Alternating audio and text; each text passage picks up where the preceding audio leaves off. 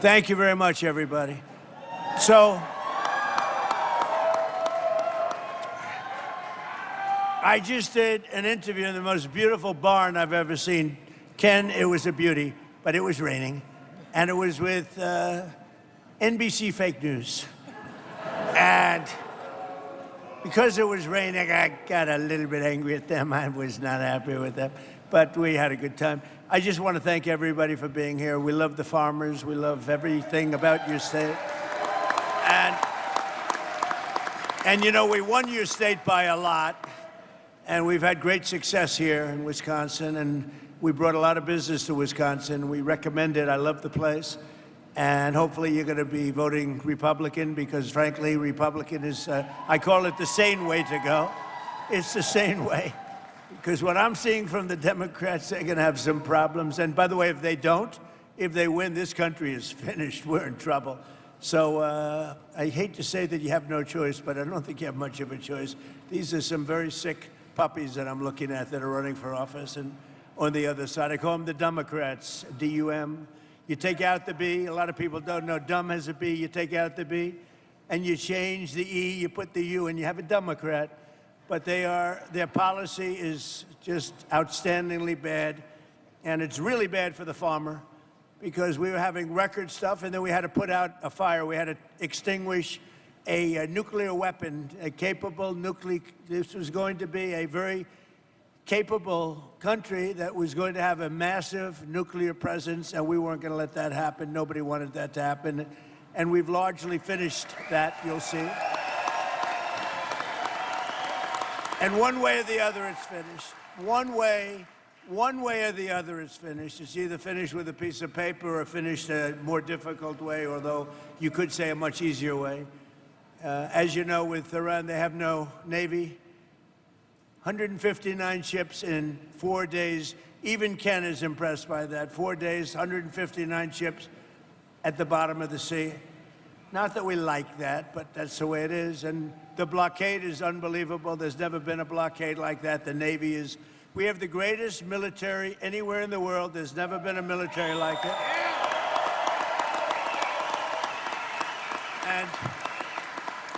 And if you remember when all the heat I was taking from the Democrats, will be nice, I'll use Democrats at least half the time.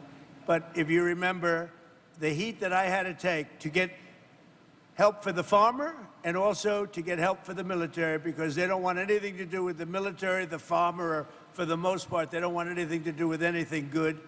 And that's why the midterms are coming up. And I hope you people are really spiritized because we're at a point, we're going to come out of Iran very quickly, and it's going to be very strong, one way or the other, whether it's a piece of paper or the very tough way, okay? The very tough way is maybe the easier way, but we're going to come out, and your fertilizer prices are going to go way down, just like they were 4 months ago. Your fertilizer's down, your energy's down, your oil, your gas is all coming way down. And frankly, I thought it would go much higher than it did. I thought, frankly, that gasoline would be much higher than it was. I was in Iowa, another place I like a lot, and it was just before we started the excursion to Iran, and we passed gas stations. It was $1.85 a gallon, and we're going to get them down to those numbers again very quickly. But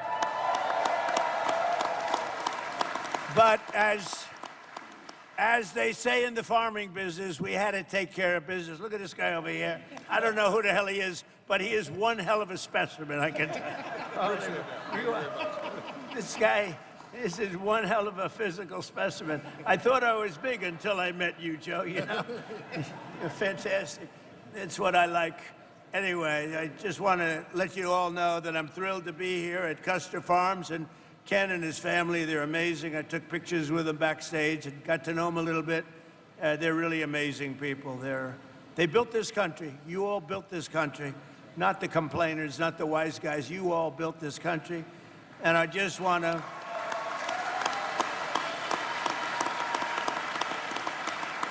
And I just want to let you know that Wisconsin, for me, has been just a great place. You know, it's known as difficult.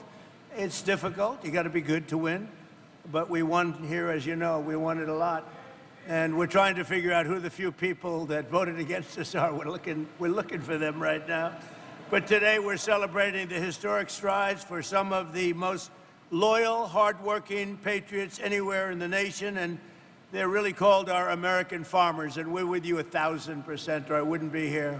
With you like you wouldn't believe, and you're going to see some very good things happen over the next 90-day period. I told Ken, 90 days, watch what happens. You're going to be better than you were 4 months ago. And before we begin, I'm delighted to report that for the third month in a row, the jobs numbers, I guess you saw them this morning, they just got released, and they smashed all expectations by actually 3 times with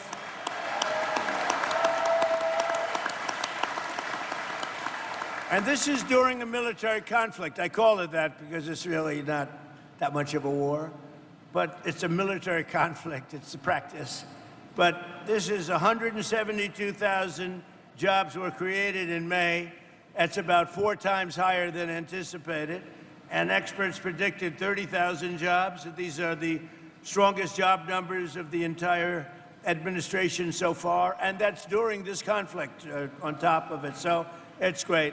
And you know, we have a problem in this country because it used to be, I'm a little older than a couple of you, but I don't feel old. I feel the same as I did 50 years ago. It's crazy, Mr. Senator. We got a great senator right here, Ron. But I do feel the same. But in the old days, you know, if you had good job numbers, like great job numbers like they announced today, the stock market goes up. Today, everything is crazy. The whole world is crazy. So when you have great job numbers, the stock market goes down, because they think interest rates will go up. And when interest rates go up, they stop inflation. Well, you know what else stops inflation? Growth actually stops inflation. And they ought to go back to the old system. When we have good numbers, the markets ought to go up, not go down. And that's the way you build greatness. You build greatness that way. So I think we have a great gentleman coming in, Kevin Warsh. He's going to do a fantastic job at the Fed. We're getting rid of too late. But we have, Kevin is one of the greats. So you're going to see. But you're going to see beyond anything, you're going to see numbers coming in over the next more than 2.5. We have 2.5 years plus. Can you believe how time flies, right? And can you believe the work we've done? You know, it's sad because you have speechwriters and you have advisors and you have all these people, and generally you don't like listening to any of them because if you do, you're in trouble. But I said, you know, I want to write about the border. And I want to talk about the border because when I came here, we had the most unsafe, we had the worst border maybe anywhere in the world. There was no border. 25 million people came in. Drug dealers came in. People from mental institutions came in. Murderers came in. 11,888 murders, most of whom, over 50% of whom, killed, can you believe this, more than one person. One killed 7 people. We allowed them into our country. We've got them largely. They're going out, and they're going out fast. We have to fight crooked judges, crooked administrations, crooked politicians. But they're going out fast. But we have the safest border in our history. For the last 12 months, and this is a hard number to believe, but I don't give it. It's a number that's out there. You've heard it. 0 people have come into our country through our southern border. 0. It's a little hard to believe, but it's a little hard. If they said like 20 people, I would have been, 25 million came in through Sleepy Joe Biden. So we had 0 people. And these are done by largely sort of a radical leaning left people, the reports. But it is what it is. And the good thing is they don't try to come in. It makes it a lot easier because they know it's going to be very hard to come in. Now, we take people in, but they have to come in legally. We want people to come in, but they have to come in legally. But I say, let's talk about the border. Sir, nobody cares about the border. I said, I won the election on the border. Let's talk about the... Sir, I'm telling you, nobody cares, Ron. Nobody cares about the border. You fix the border. I want to brag about it. Sir, they want to hear about other things like fertilizer.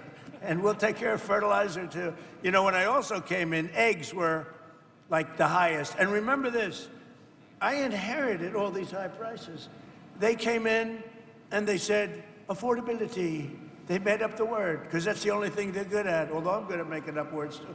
They go, affordability. I was there one day, and I said to our great Secretary of Agriculture, what's with the egg prices? So on my second day, I gave a news conference, which is more news conferences that Biden gave in like 6 months. But he almost did. He didn't do it. Yeah. Sleepy Joe was not heavy into news conferences, all right? He'd take one question, he'd go, oh, let's see, Jim Smith from NBC? I don't do that, they just start screaming at me. But, so I had a news conference on my second day, and they said, what about eggs? What about eggs? Tell me about eggs. I said, what's the story with eggs? Give me a little hint, what's with eggs? They said, what's happening with eggs? And I was told, you know, we have the great Easter egg hunt at the White House, and I was told to order plastic eggs. I said, I'm not ordering plastic eggs. And I called this young lady right over here, Brooke Rollins, Secretary of Agriculture, and I said, Brooke, get the egg prices down, please. And she got them down. And by the way, speaking of, Tom Tiffany is one of the best congressmen in our country. And I was there, I don't know, 7, 8 years ago, right at the beginning. I endorsed this guy. I had no idea, but I liked his last name. You know why? Because I bought the air rights many years ago off Tiffany, and I made a lot of money. So I saw Tom Tiffany, and I backed him, and he went like a rocket ship, and he won, and you've kept winning. And now he's running for a thing called governor, and you have...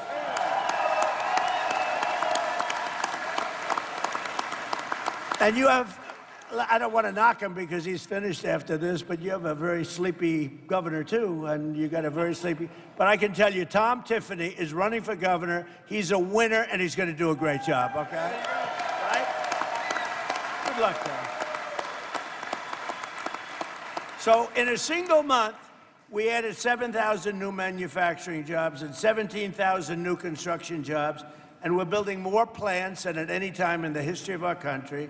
We have $18 trillion coming into the United States.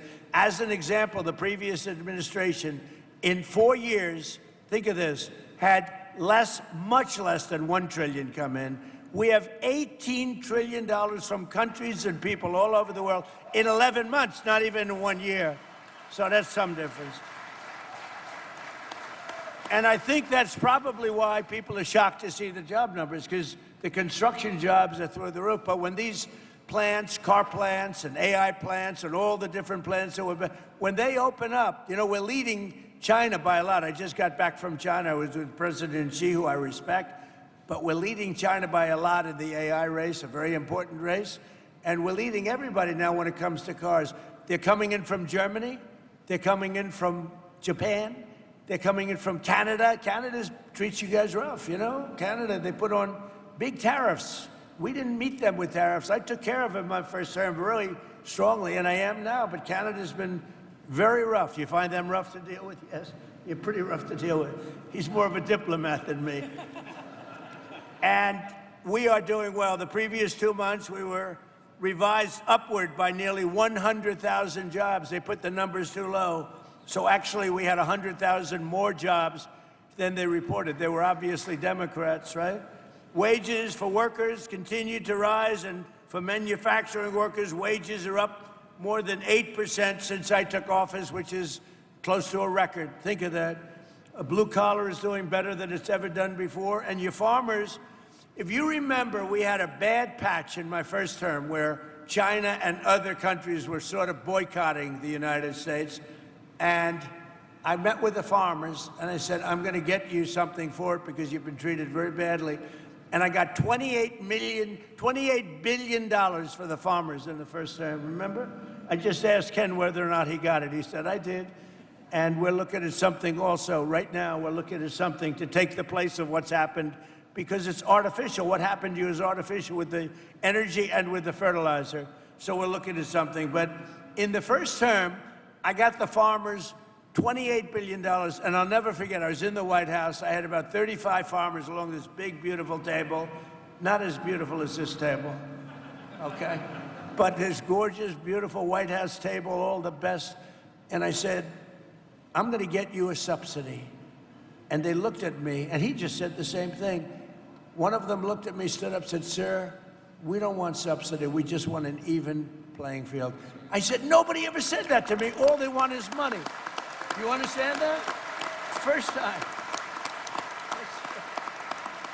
Nobody ever said that. I've had so many meetings with different groups, different industries. If I said, "I'm going to get you $28 billion, they say, "Oh, get it as fast." They actually said, "We don't want it." Now, I got it for you anyway. I didn't notice anybody turning it down, but I got it. But they said something that no other group said, Ron. They said, "We don't want a subsidy. We just want just an even playing field, fair trade."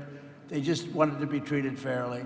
And nobody else has said that but the farmers. So we love you. We love you guys. So we're building more factories now than at any time. And we've also had huge drops. And I'll tell you, this is something that's amazing. African-American unemployment is now doing better than it's ever done. And I don't know where that stat came from, but I'll take it. I don't know where the hell that stat came, but we'll take it. And a short time ago, we were a dead country. We were dead as a doornail. If you look, go back 2 years, we were a laughingstock all over the world. We had a president that couldn't walk up a flight of stairs. He couldn't walk down a flight of stairs either, you know. And we had everybody, we were a laughingstock all over the world. And I was with the King of Saudi Arabia because I wanted him to invest trillions of dollars into our country. Look at that whole situation now, too. It's very interesting. But he was good, and he said to me, "You know, President, it's amazing. A year and a half ago, we thought you were a dead country, and now you're the hottest country anywhere in the world." And we are. We're the strongest, we're the hottest, and we're the most respected country anywhere in the world. So, as I said, the stock market just hit 73 all-time records in a short period of time. We've had 73 all-time record highs. And your 401ks, who has a 401k here? Let me just say, a lot. Your 401ks, as you know, just hit a record high, so that's everybody. And we're just off a very big success in Washington, D.C. We had, it doesn't sound like much, but Washington, D.C. was not properly managed or kept. We had 22 fountains. None of them worked for the last 50 years, none of them. They were graffiti strewn. I did it the inexpensive way. Why should we have a screen? Everybody here has good vision. I want to show you something. Look at this. I'm going to show you the cheap way, okay? We don't want to bring screens. It costs too much money. Look at that. That's before and after. Look at that. Look at it. Can anybody see that? That's before. It's our nation's capital. That's what it, look at this graffiti all over it, filthy, disgusting stone. The stone was all horrible. And look over there, that's before and after. Then we had the reflecting pond, 2,500 feet, massive, longer than a building. We have a stat here that's sort of great. Can you guys see this okay? Because I'm too cheap to put up like a projector.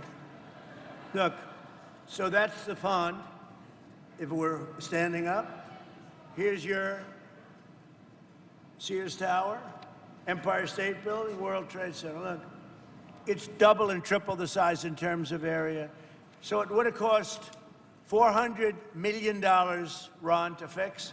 It would have taken 4 years. And they were getting ready. Doug Burgum's done an amazing job. And I said, you know, rather than doing that, they were going to put stone down, big stone, granite, wonderful, but it all leaks because you have joints.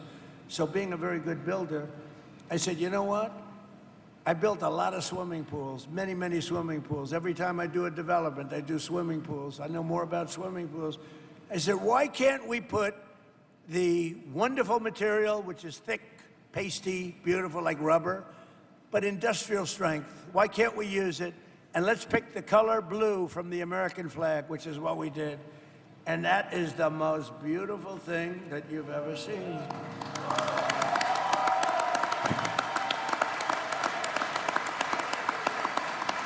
And look at that. I mean, look at that. It just opened yesterday. We just opened it. So there was going to take 4 years, $400 million, It took really about a month. Okay, it was going to. Can you imagine Washington between Lincoln? Think of Washington, D.C., between the Lincoln Memorial and the Washington. Just think about this. You know that beautiful spire in honor of the great George Washington and the beautiful Lincoln Memorial. So between there, thousands of feet long. It was built in 1922, and to be honest, it never really worked. It leaked like a sieve because it was stone and concrete. So I took over the project. Now, Barack Hussein Obama, have you heard of him? Barack Hussein Obama spent, and Joe Biden, Sleepy Joe, they spent a total of about $150 million trying to fix it. They never got it opened. It never worked. It was terrible, disgusting. It was garbage-ridden. And I said to my pool guy, I said, take a look at it. And he said, well, sir, we can do it. We'll get industrial strength. And I used some guys, not him, I used some guys, but he gave me some good ideas because he's a pro. You know, they got very upset when I sent my pool person. I said, who else am I going to send? So I sent him over, and we sprayed it and put down beautiful, like a pool coating. It'll last maybe 50 to 100 years. So here's the thing, 400 million versus like 10 million. 4 years versus a month. Can you imagine? Can you imagine? And the difference is, look, here's your Lincoln Memorial. You have the Washington Monument and the Lincoln Memorial. Look at that.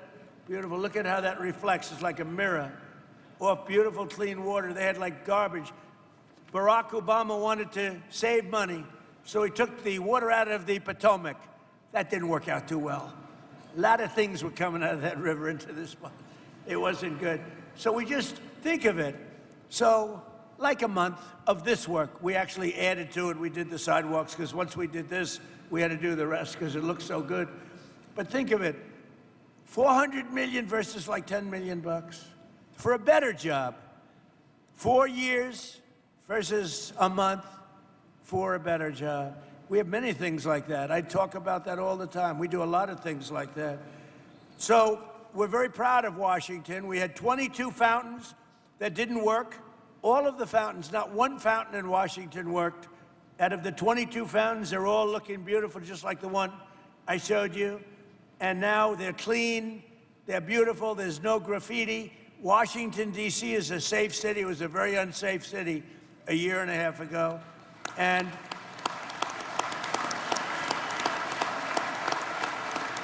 a very unsafe city. Your child would go to see the Jefferson Memorial or the Washington or the Lincoln or any of them and would oftentimes not come back. It was a horrible place. It was horrible what was happening. And we put our great military in there, and we did a job. We removed 5,000 people that were career criminals. 2% of the people, think of this, 2% of the people, did you know this, Ron, create 91% of the crime. And I love that statistic because you can get rid of 2%. And we took them out, we brought them back to where they came from. They came in, many of them came in through Sleepy Joe's open border policy, one of the craziest policies I've ever heard. So we saved a lot of money. And you go to Washington, D.C., new grass. People say they don't even recognize it. We did that all in a little bit more than a year. And even I said, I mean, it's amazing. But maybe the biggest thing is we don't have, it's considered now a very, very safe city. And you can go there and you're going to be 100% perfect. We had the restaurants were all closing, and now they're opening up. They don't have enough restaurants anymore. It's like, it's a beautiful thing to see. Every day, my administration is fighting to protect and defend the jobs and livelihood of our great farmers. I love our farmers, our growers, agricultural producers, ranchers, from coast to coast. Under the last administration, Biden and the radical left Democrats in Congress crushed farmers with brutal restrictions, crippled you with the worst inflation. So the Biden administration had the worst inflation in the history of our country. They say 49 years, 48 years, but whether you say 48 or forever, I think it was forever. We had the worst inflation we've ever had, and think of that, and failed to negotiate even a single new trade deal for our farmers. They didn't negotiate one new trade deal for our farmers. I just made a great deal. I came back from President Xi, and he's buying billions and billions of dollars worth of soybeans and other things, and you're seeing that starting to kick in. Thank you. So by contrast, in my first year back in the Oval Office, average farm incomes for agricultural producers in our country have skyrocketed by more than 20%. Now, it's been over the last couple of months since we went in for the military operation. You've seen fertilizer go up and you've seen energy go up. It's going to come down to where it was or lower. You'll be very happy. Otherwise, Ken is going to call me. He's going to bawl me out, and I'll say, oh, sorry, Ken, I was only kidding, right? All right? He knows I'm going to do it. With Republicans in Congress like Tom Tiffany, like Derek Van Orden. Where's Derek? Derek. This guy he fights like hell. He's in a little bit of a community that tends to be on slightly a little bit more than we want in left, but he loves them all, and he's very popular, and he's going to win by a lot. You're doing well. I understand you're really doing well, so thank you, Derek. And he's a real fighter, and he's a great guy. We've been friends right from all of us. We've been friends right from the beginning. So we passed the largest tax cuts in American history with a great, big, beautiful bill. We made the small business tax deduction permanent, benefiting 98% of the farmers and ranchers.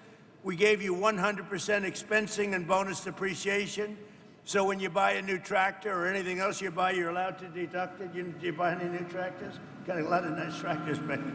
Got a lot of tractors back there, by the way. But so you can deduct it, the full cost of the tractors, 1 year, any equipment, 1 year, all. You can deduct it all in the first year instead of over a period of many, many years. And we also saved the $2 million. Thank you very much. That's a big deal, actually. We also saved the $2 million American farms from, think of that, from extinction by ending. What we did is we got rid of the estate tax or the death tax. So if you love your child,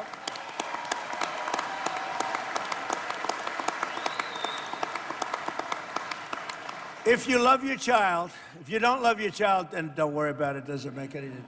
Does anybody not love your child in the audience? No, but if you have a farm like this, someday it's going to come the time, right? And I met your boys, and he loves his boys. I know that because he started clapping for that last statement about no death tax. And he was clapping. He didn't clap for anything else. That means you love your boys. So, boys, I just found out your father loves you. But think of it. And I was seeing this in my first term. We did it my first term. We did it now. We extended it out. So you have no estate tax, or no, we call it the death tax on a farm or a small business. Now, I saw it myself. You have a way of life that sometimes you're land rich and cash poor, sometimes you're lots of different conditions, but people that are on farms love being on farms. You wouldn't trade my life. You wouldn't want my life. Believe me, you don't want it. Your life is much better than my life. I will tell you, your ear wasn't a little pierced over here. You didn't get pierced. You have a nice, safe, beautiful life. But I've seen it with farmers maybe more than any industry. People want to have their farm. It's a way of life. And they love the life on the farm. And the family would leave, the father would die, the mother would die, leave it to the kids. The kids would have a big estate tax problem or a death tax problem. They'd go to the bank, they'd borrow a lot of money, more money than they should have borrowed, couldn't make a deal, and they'd end up losing the farm. In many cases, I have to say, they'd do terrible things. They'd commit suicide. They'd lose their farm, they'd lose their way of life. They couldn't pay the tax. And I got rid of that tax. I ended that tax, so I hope you're happy. Right?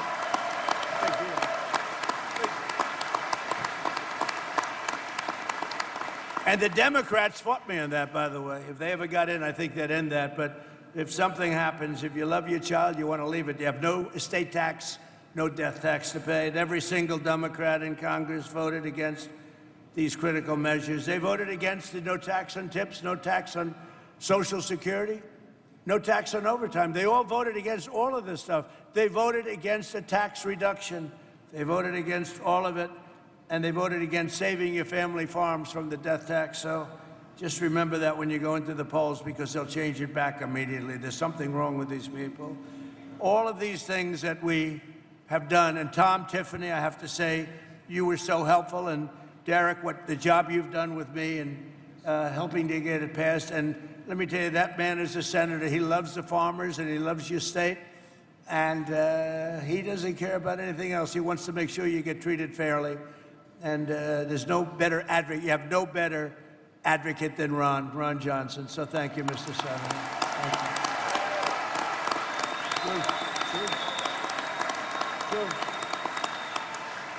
And he'll be a hell of a governor. I know the guy who'll drive you crazy. He'll be calling me, President, you got to send more money to Wisconsin. Leave me alone, all right? He'll do well, too. Thank you. As president, I fought for the American farmer like no one has ever fought before. Nobody's, like I'm up here today, I don't need this. I got elected, I don't have. What the hell do I have to be here for? I got elected. I'm here because I like the farmer. I mean, when you think about it, I guess there's a lot of truth to that, right? I could be home right now in the beautiful White House watching somebody else on television talking. On day one, I terminated the insane electric vehicle mandate. They wanted your tractors to be all electric. They wanted your cars to be all electric. And, you know, look, Elon, he had a bad moment, but now he's a friend of mine again. He had a very bad moment. He's 80% brilliant, and 20% he's got little bad moments. But I love electric cars, but you know what? Not everybody wants them, and not everybody, in terms of distance and lots of other things. And I think they're great, but I also want to see all gasoline. I want to see the hybrids, which are great. I want you to have anything. And they wanted your tractors, you know, they wanted the tractors to be turned into all electric. And that didn't even sound good to me, right? That didn't even sound good to me. And it wouldn't have worked very long. You would have had to stop every 15 minutes to get a new charge. How would it be if you're driving your tractor along, everything's wonderful, and then Ken, he wants to work. He goes, oh man, I gotta go get a new charge every 10 minutes. That's not too good, right? You'd rather be able to operate it for about 4 days before you fill it up, right? So anyway, so we solved that problem. We ended the electric mandate, okay? And on day one,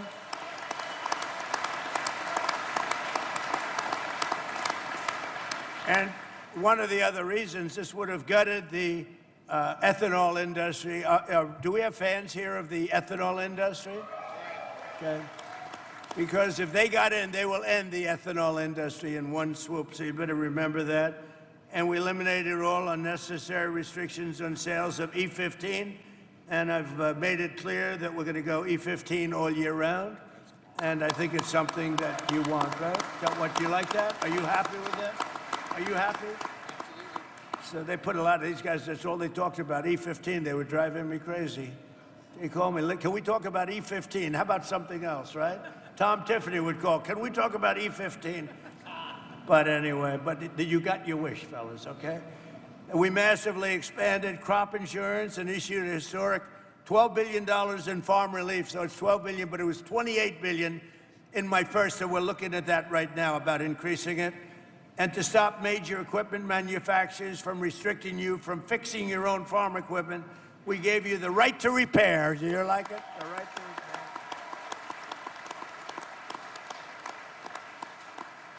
It was a little strange. I mean, some of you are better mechanics than the people at John Deere. And I will love John Deere, Mr. May of John Deere.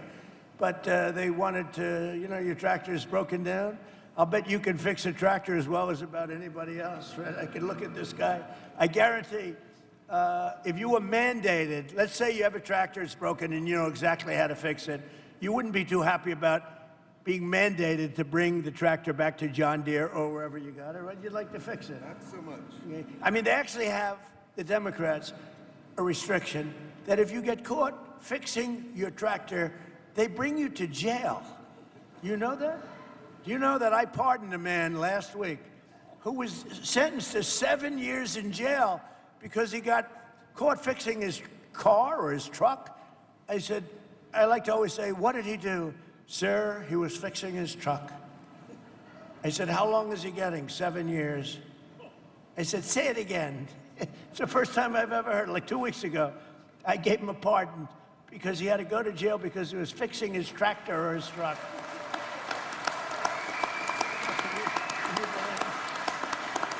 So I promise, Ken, if you ever get caught fixing your tractor or truck, I will give you a pardon, okay? No, but these are the crazy Democrats. That's what they want.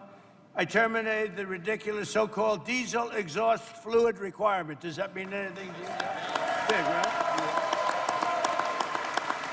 Joe is happy, so I want to keep him happy just in case he gets violent. He's happy. And I repealed the Biden-era EPA, just the crazy waters of the United States. It sounds so nice.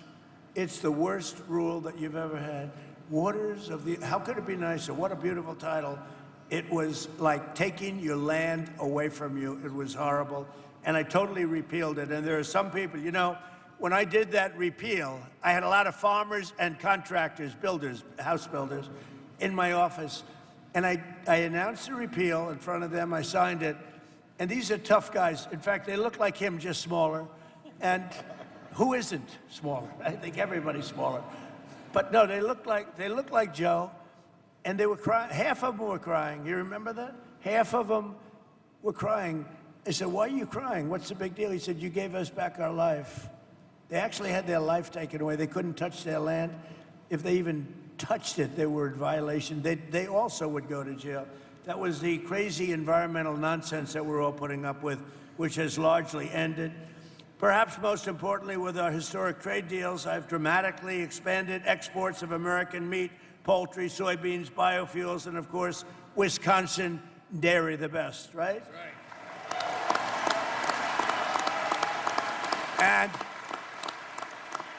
And I just see that dairy exports have surged nearly $1.2 billion under our leadership, and this is with a conflict going on. Remember what I said, Ken, when this conflict ends, you're going to see things that you've never seen before, because we are ready to rock. We've never had this kind of investment coming into our country. Nobody else has either. Nobody has ever had anywhere near, not even near, including China, nobody's had this kind of investment coming in to a country. So increasing 41% to Japan, you've increased your sales. 41% to Japan, 48% to the Middle East, 61% to European Union, 63% to South Asia, and 85% to Australia. So you're doing pretty well. You're going to see it, and you're going to see it a lot better in about 3 months from now. I also signed something that you may or may not like. I don't know. It sounded good to me. It didn't sound very bad to me, but people love it. I also signed the Whole Milk for Healthy Kids Act. You know what that means?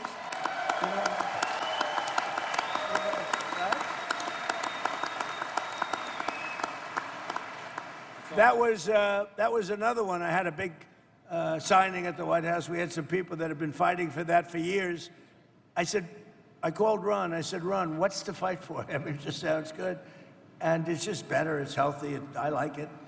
I drank it. I don't know. It gets harder to get it. Now we have it. So that, you know, it's totally opened up now for the kids, and it's great for anybody. And now we're working with Congress to quickly pass the new Farm Bill. We're very well into it. We got some great approvals, the hardest approvals, and I think we're very well on our way to getting the Farm Bill finished and approved. And just to finish up, with the help of the farmers like those here, today we're also helping bring down grocery prices for hardworking Americans, and they're coming down very rapidly. Remember, I inherited these prices. I didn't start. My prices were great. They rigged the election. When I turned, the election was totally rigged. It was a rigged election, just like they're rigging the election right now, it looks like in California. Can you imagine? It's 4 days, and they still aren't even close to telling you who won. You know why? Because they're rigging the election, that's why. 4 days. You know, in Spain, they had it like, I'm not a big fan of Spain, to be honest with you. It's gone very far left. But they had an election. All the votes were in, similar size to the state of California, a little larger, actually. And every vote was in by 10 o'clock in the evening and counted. You're going to be waiting weeks to get these votes. It's corrupt. Somebody said it's incompetent. I said, no, just the opposite. It's unbelievably competent if you happen to be a Democrat politician.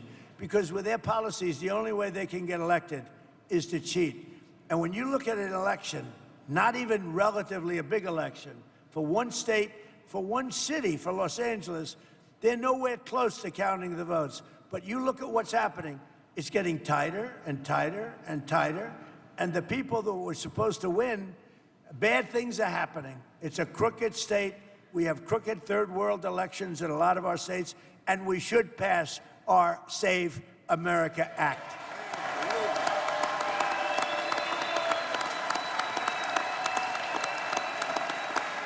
Amazing.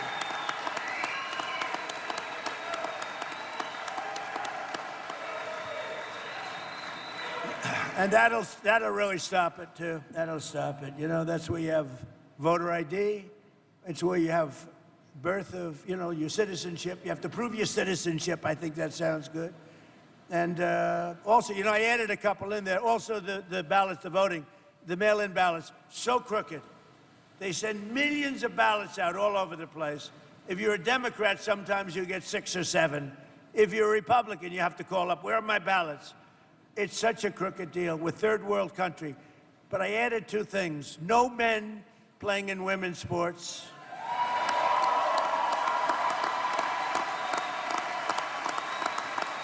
And this is like best of. No transgender mutilization surgery on your child, on your children. None. So we added them. So we inherited very high costs, and we're getting them down. They're coming down very rapidly, and when fuel comes down, they're really going to come down. And I just want to say it's an honor to be here. We have Senator Ron Johnson, we have Congressman Tom Tiffany, we have Congressman Derek Van Orden, we have Hall of Fame offensive lineman Joe Thomas. Oh, that's look at the size of this guy. Good boy, oh boy. So you're a Hall of Fame. Did anybody get by you? Never. Never. He's a good-looking man. That's great, Joe. It's great to know you. Really good. Great career, too. I know who you are. Former president of Line and Kugel Brewing Company, Jake Leinenkugel. Thank you, Jake. The owner here of Custer Farms, and he's a great guy. I think I can almost call him a friend. We had a great time back there, and a wonderful family. Ken, thank you very much.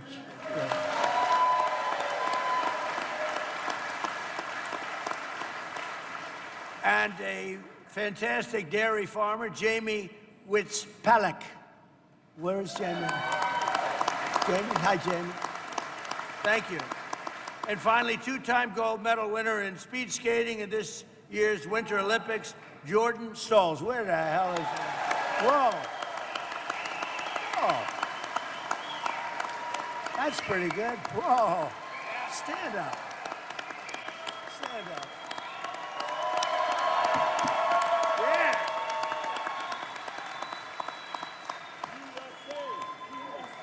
USA! USA! USA! USA!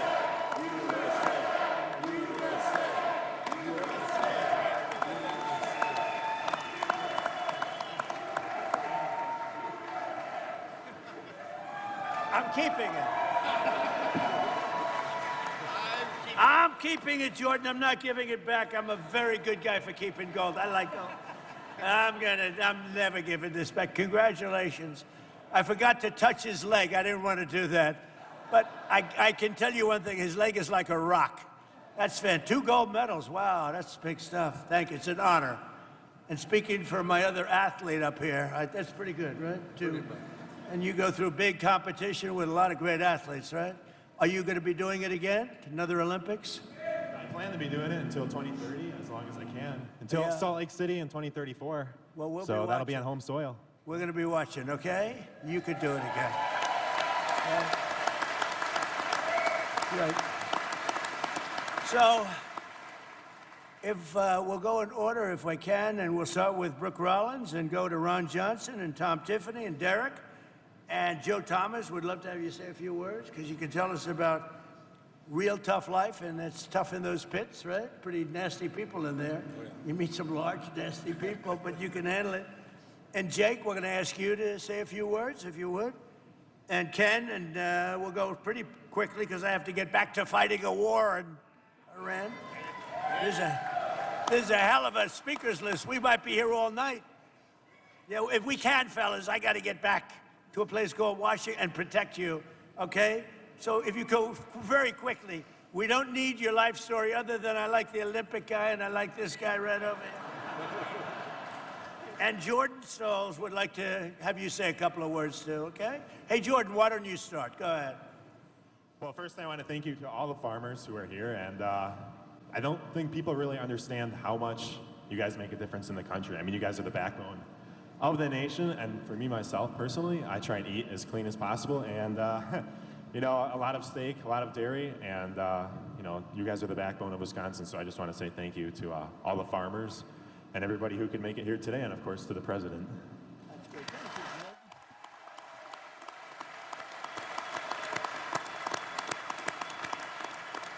That's a winner. Tough to win like that. Yeah, it's a very tough when you're dealing with fractions of a second. That's a tough thing to do. Congratulations. Secretary, if you would, go quickly. Thank you. Very quickly, how about a big thank you to God for the rain and the farmers and for President Donald J. Trump.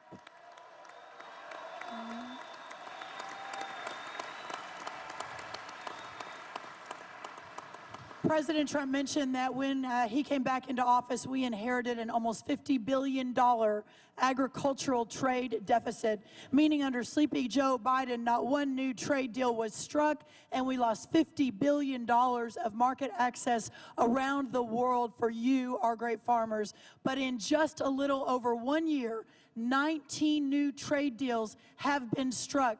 The markets have opened around the world. We are going to break every record for dairy, for tree nuts, for corn, for ethanol, as we move the American farmer's product, the best in the world, back out to the rest of the world, while at the same time inheriting inputs that had never been so high in the history of our country, whether that was fuel, fertilizer, labor, interest rates, seed, one after the other, and those numbers all were coming down significantly, and as the president promised, will soon come down very soon again. Sir, there is no better American than the most American of all Americans, and that is our great American farmer. God bless you. Thank you so much, sir.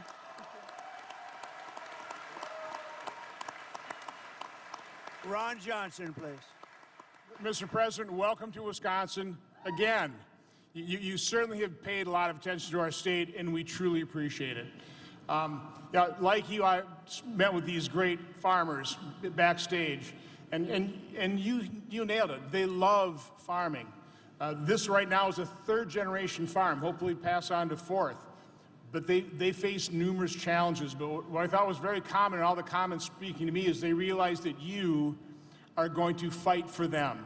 You have turned the Republican Party into the party of the working men and women of this country who have made this country great and who will continue to make it great, and they recognize that. So they know the big messes the Democrats left for you. They realize you don't turn those messes around and fix them right away, but they know you are absolutely dedicated to do it, and they love you for it. So God bless you. Thank you.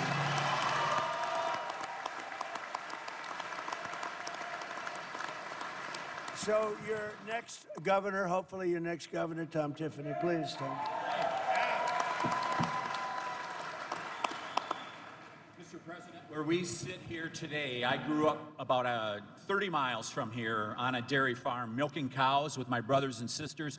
I want to thank you for signing that bill, whole milk for healthy kids. There's no reason kids can't have whole milk in our schools. Thank you very much for that. And I also want to thank you, and I want to thank the Secretary of Agriculture, because you've stood up for forestry. We are now once again managing our forests here in America that have been left in decline for 3 decades. You are doing good things on that front. And the final thing that I want to say to you, that gentleman to your right was the impetus 6 years ago when I came into the Congress of the United States, showing what a disaster it was to convert our beautiful, productive farmland in Wisconsin and across America into intermittent sources of power like wind and solar. He was the impetus behind me talking to you about that. Remember July 2nd last year when we had that meeting in the White House? This is what we talked about.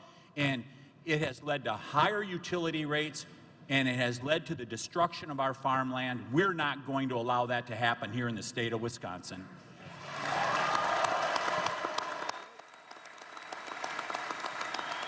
Right. He's right about that. He's right about that. Derek, please. Mr. President, yesterday we got to spend about an hour and a half in the Oval Office, and you announced the $50 million that you are sending to the state of Wisconsin for clean, beautiful coal. Thank you for that. Mr. President, you signed a $50 billion rural healthcare infrastructure bill. Of that, over $200 million is coming to the state of Wisconsin to make sure that we have healthcare in our rural areas. Thank you for that, sir. You signed whole milk for healthy kids into law, sir. You just reopened every single domestic market in our schools, and that is amazing for the MAHA movement, for our kids, and for our dairy farmers. Thank you for that, sir. Thank you, Derek. Last thing, E15. We are bugging you, and this is the thing about the president you don't know. You call him, he answers the phone. And he understands these issues inside and out. So when he was sort of joking about us talking about E15, sir, you took that on board hard. The only reason that E15 year-round got through the Congress is because of Donald J. Trump, and that did so much for our row croppers, sir. Thank you very much, and welcome back to your second home.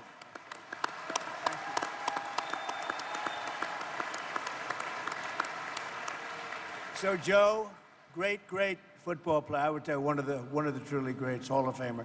Thank you. Thanks, Mr. President. Joe Thomas, Hall of Fame Farms, Muscadet, Wisconsin. You should come visit. It's beautiful.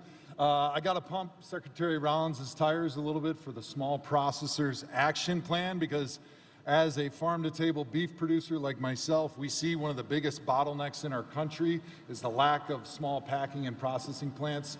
For people like me that are trying to raise farm-to-table beef, Wagyu and Angus, and be able to feed our community, and she's doing great work with that new mission to be able to help us be able to feed our communities and not have to rely on trying to get into the big four packers, which is often impossible and leads to higher costs for the customer and less money and revenue for the farmer and the producer. So thank you very much, Mr. President, and thank you, Secretary Rollins, for all the work you're doing for us small beef producers.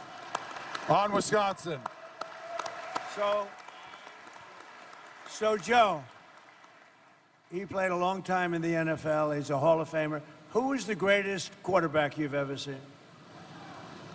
Oh, that's a tough one. Is anybody listening here? Because Brady and Manning were pretty good, and I'd have a hard time picking between either one of those guys. And who is the greatest running back you've ever seen? I never got to see him in person, but Jim Brown or Barry Sanders are my two. Okay, good. For football fans, got to keep it. That's good. Thank you very much. Please, Jake, thank you very much. Mr. President, thank you very much for coming to Wisconsin. As we all said, I want to just say, without the American farmers, we as a company would not be able to brew beer. In fact, out of all the thousands of breweries across America, you supply the most important ingredients here in the USA: barley, malt, wheat, and we use some corn. But thank you all, and really appreciate the time, Mr. President. Thank you much. Thank you, Jake. Thank you. Ken, please. First off, Mr.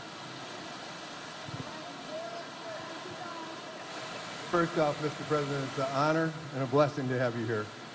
We are, there isn't the sound on the roof is a blessing. We American farmers risk a lot and count on God's blessing.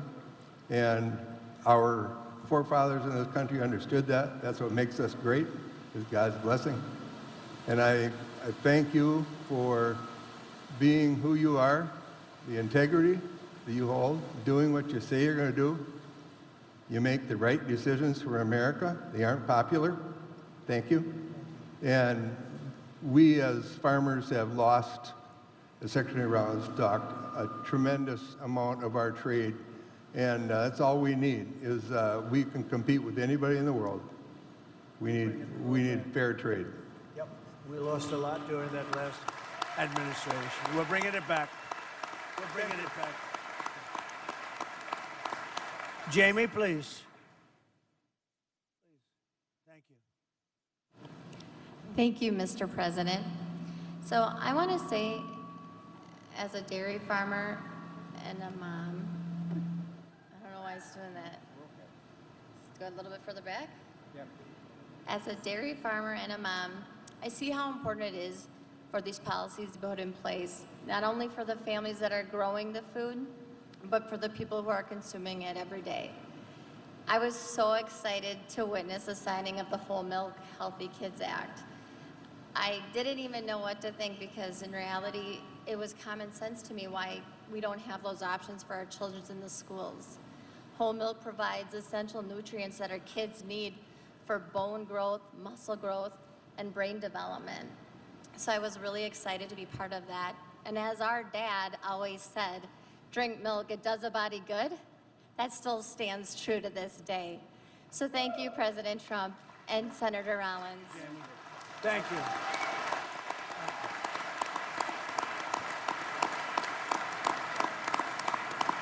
And Steve? First of all, thank you for coming to Chippewa Falls, Wisconsin and hearing us out here. Really appreciate that. And as I sit here and represent the farmers of this state and the farmers of America, I think we've all experienced some tough times here the last 4 or 5 years. And listening to what you guys are saying, I'm very hopeful for some better times coming. And some of the stuff that we see and talk about that really affects us is the monopolization of the inputs. At this point, there's 4 seed and chemical companies in the country that control 78% of that. 3 fertilizers control 90% of the market, and 4 beef companies control 85% of the beef market. That makes it really tough for us when things are good. Our inputs just rise with the commodity prices. So we'd like some help on that. On another note, the big beautiful bill is a real win for us, and we really appreciate what you've done with that. It's lowered our tax rates. It's given us the ability to pass these farms on to the next generation. You strengthen the crop insurance. I think that all that stuff, and another thing that I want to mention is the border deal. We feel really blessed to have the control you put in place on the border. And other than that, I think you've done a great job. I'd like to add one more thing. We're in the pipeline construction business, and I was sharing with Secretary Rollins there that, we were a 8,000 person company under your first administration, and we went down to 12 to 1,500 people now. And it's just starting its way back up, and we're in the middle of negotiations on a big project in Alaska called Glen Farm that I think you're very aware of. And we're in the final stretches of that, so I know that's not farm related, but if there's any help we could get out of you guys for that, I think that's a real big piece for our energy security of this country, and that's all I have. Thank you. Which we'll take care of it. You all right? Anybody else? Would you like to say something, folks?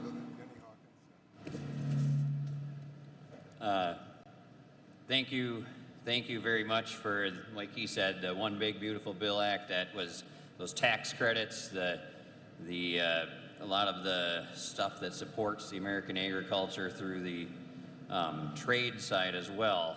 We've got fair trade has been a challenge in America lately, and we need to get what we deserve for our products. And I thank you for putting in the effort and doing the work and getting, we'd rather have fair trade than the subsidies like previously mentioned. E15, some of that stuff's great, energy independence. On our farm, we actually have a co-digester where we take food waste and the cow manure and make methane. And I think some of that can also help increase local energy independence and keep some of our food that we all work so hard to produce from going in the landfills. So thank you very much, and thank you for being frugal with our tax dollars on repairing Washington. Good. That's right. Thank you.